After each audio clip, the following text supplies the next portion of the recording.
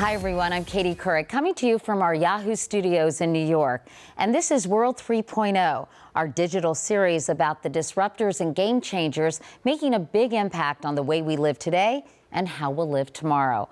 We begin with a look at the condition known as Fragile X. It's the leading known genetic cause of autism, with symptoms that can include learning disabilities, seizures, speech delays, and anxiety. Here's the story of one family raising a son with Fragile X and a doctor who's been trying to unlock the mystery of the syndrome for the last 3 decades. He crawls into your heart, and he has a way of just touching you because he's so sensitive and he has a good sense of humor, and those are on good days. People always say children with special needs are born to special parents, and we say no, children with special needs create special parents. That's right. Justin is 13. There was something a little bit different than the way he developed compared to our daughter. When did you start noticing something might be wrong with Justin? At an early age, he didn't crawl. He was trying to go directly to walking. It was as if he didn't want to put weight on his hands. He kept missing milestones that we finally had early intervention come in. Professionals who saw him would say, one would say, it's sort of like autism.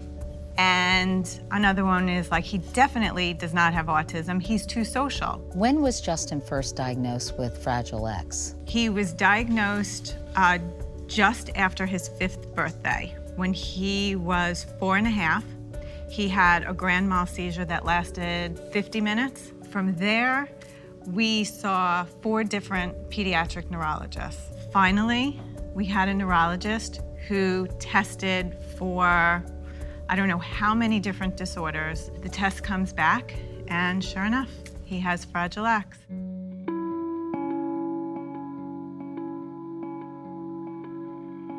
I reached out to my closest 10,000 friends. I said, hey, we just found out our son has Fragile X. What do we do? And we heard nothing. I finally got one response, and I said, hey, thank you so much for talking to me. What am I supposed to do? And he said, if I could tell you one thing, I'd tell you to go to see Dr. Hageman at the Mind Institute.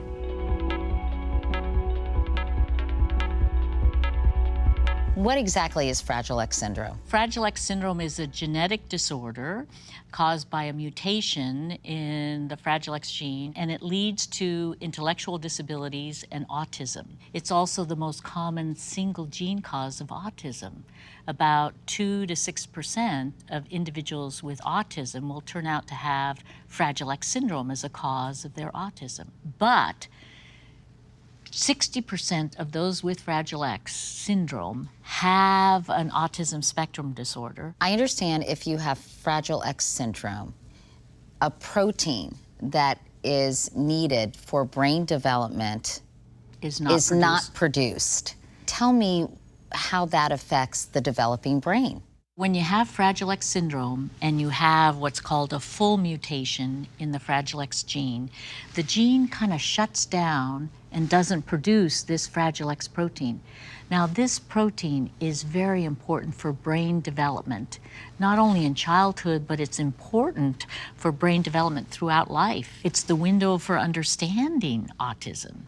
But now it seems like the Fragile X protein is so important for many different neuropsychiatric disorders, neurodegenerative disorders, and other neurodevelopmental disorders. How do you determine if someone has Fragile X syndrome? It's easy to detect. You do a blood test and you ask for Fragile X DNA testing. It should be done anytime there is autism, anytime there is intellectual disability. So a full mutation is present when there's somebody who has full-blown Fragile X syndrome. Correct. A pre-mutation is present in the carrier of someone with Fragile X syndrome. The mothers of children with Fragile X syndrome are the carriers. Do boys have this more often than girls? Absolutely. Boys have only one X chromosome, and girls have 2 X chromosomes. So if they have a mutated gene on one of their X's, the other X can compensate? Absolutely, yeah. The other X can compensate.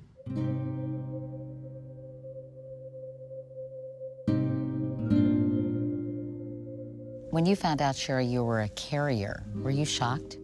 Yes.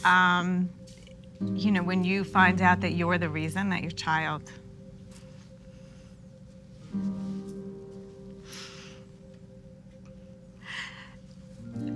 that you're the cause of a developmental disability,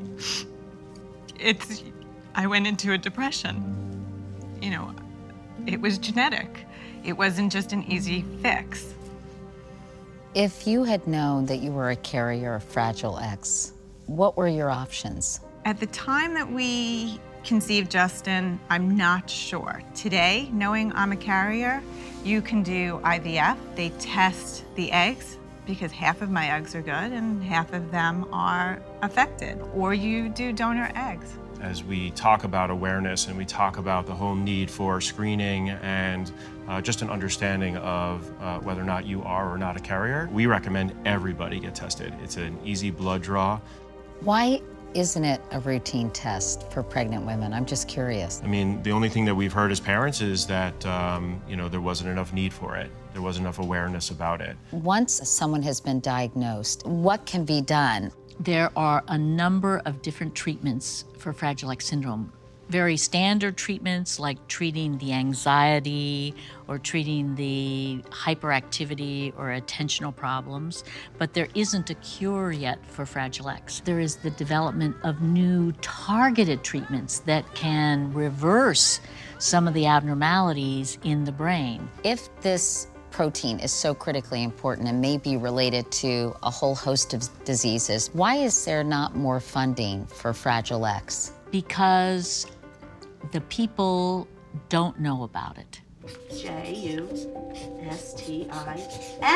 Perfect, Justin. What do you think is in Justin's future? I guess it's going to depend on where the research goes. Dr. Hageman told us at our first meeting, he will be able to live independently with supports.